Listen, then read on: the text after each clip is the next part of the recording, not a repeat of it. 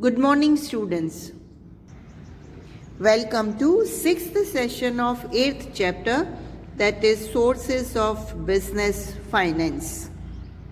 In today's session, we will continue with types of borrowed funds, that is public deposits.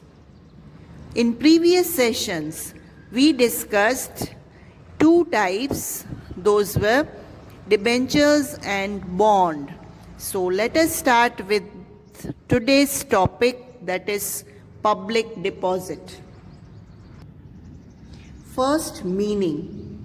Company accepts deposits from general public to satisfy the need for short-term working. They are called public deposits. These public deposits are borrowed fund, or we can say it's debt for the company. And investors who invest fund in public deposits are the creditors of the company. Public deposits can be of 6 months to 36 months. Through public deposits, company accepts money for a specific term and pays interest at a specified agreed rate. The payment of interest can be monthly, quarterly, half-yearly or yearly, or otherwise on maturity principal amount is repaid with interest. As per the provision of Companies Act 2013, companies other than banking and non-banking finance companies cannot accept public deposits. Next topic, that is advantages of public deposits. First advantage, that is easy to receive finance. If the company is prestigious and making good profit, then it will get finance very easily through public deposits. So this is first advantage, that very easily company can receive finance if company is in sound position, that is financial sound position. Second, that is less expense in receiving finance as compared to other sources of receiving finance. Through public deposits, finance can be procured with less expenses and even within short time period. Third advantage, that is assets do not have charge. The public deposits can be procured without mortgaging the assets of the company. Hence, there is no burden over the assets. In future, company may mortgage its assets and can procure further borrowed capital. Fourth advantage, that is interest is an expense. The interest being paid on public deposits is expense of the company.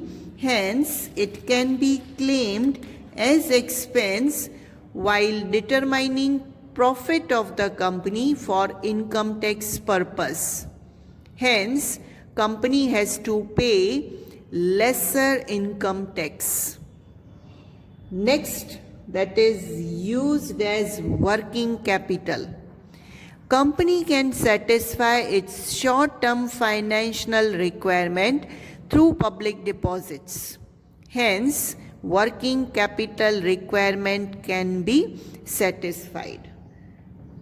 Now, these are the 5 advantages of public deposit. Let us discuss now limitations of public deposits.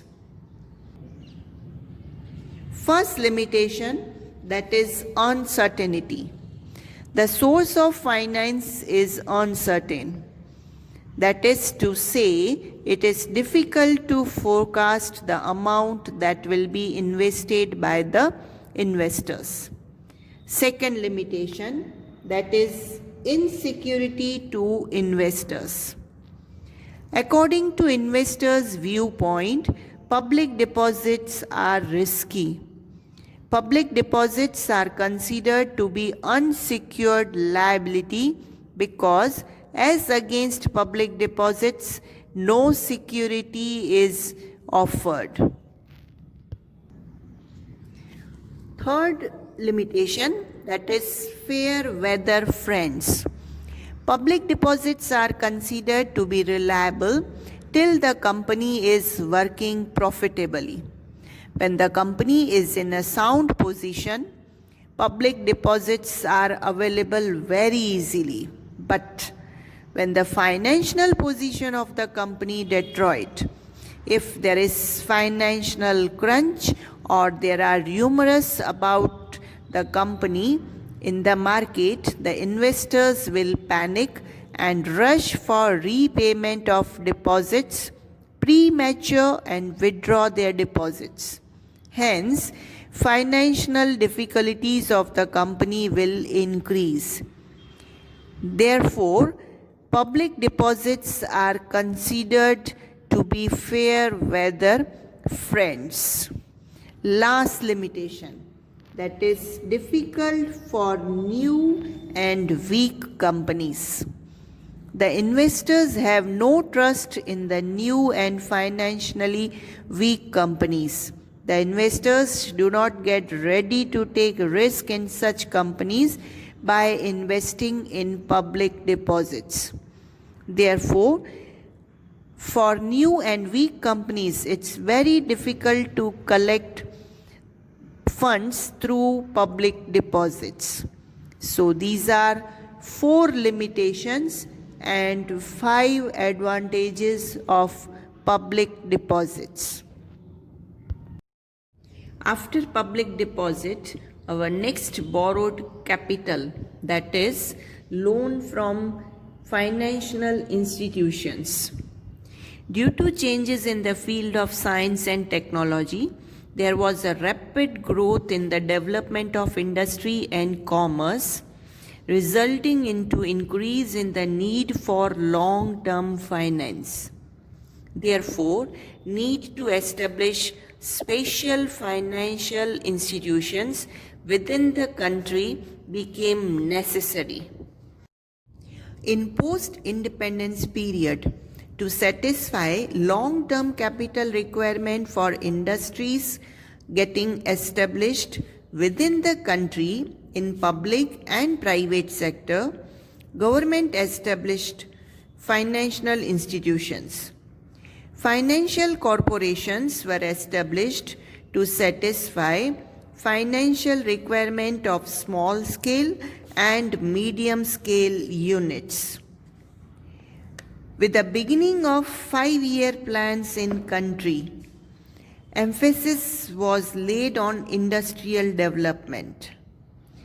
For satisfying long-term capital requirement of public sector, private sector and newly established industries, financial institutions were established by Government of India. Along with this, State Financial Corporation had been established to provide financial help to small and medium-sized units. Some of main financial institutions providing long-term borrowed capital. Number 1, IFCI, that is Industrial Finance Corporation of India. Second, that is IDBI, full form of this, Industrial Development Bank of India. Next, ICICI, that is Industrial Credit and Investment Corporation of India. Fourth, that is GSFC, Gujarat State Finance Corporation. And last one, that is GIIC, that is Gujarat Industrial Investment Corporation.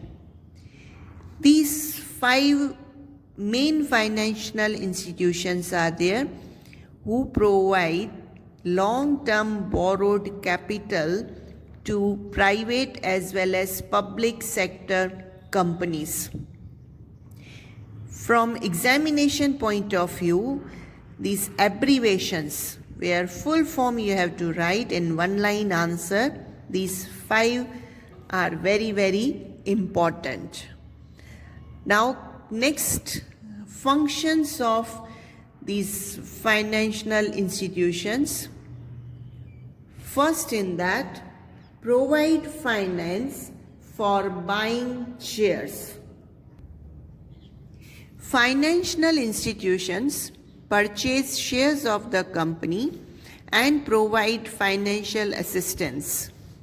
Financial institutions purchase shares issued by the company at the time of its establishment, development, expansion, modernization, or diversification. These institutions also offer services of underwriter for companies coming public issue. Second function, that is provide finance by giving loan. These financial institutions provide long-term finance to business units to support their business establishment, expansion, or diversification project activity. Mostly, such loans are of secured nature.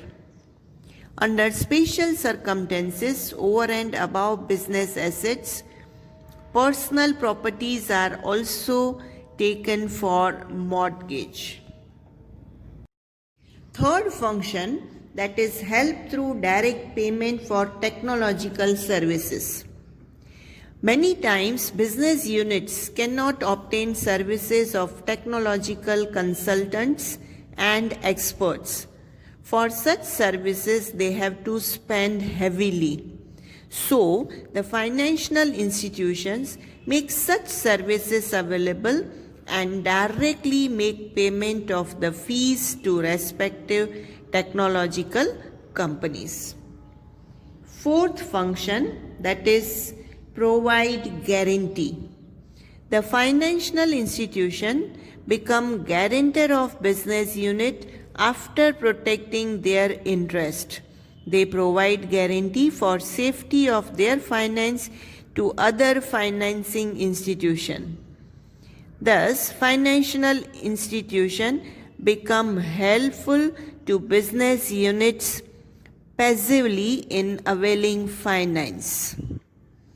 Last function, that is other services. Financial institutions also provide other services like to provide help in establishment of the company, providing services of market research, and also providing information about foreign markets. So this way, 5 total functions of these financial institutions are. So this is an end of this session. See you in next session. Thank you.